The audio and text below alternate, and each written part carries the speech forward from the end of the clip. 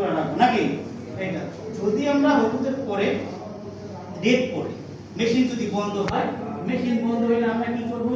সাথে সাথে ওখানে রেড দিব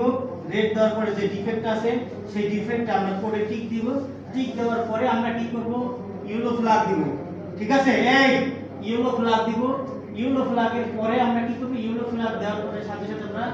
মেশিনটা মানে রেড ফ্ল্যাগ দিয়ে সাথে সাথে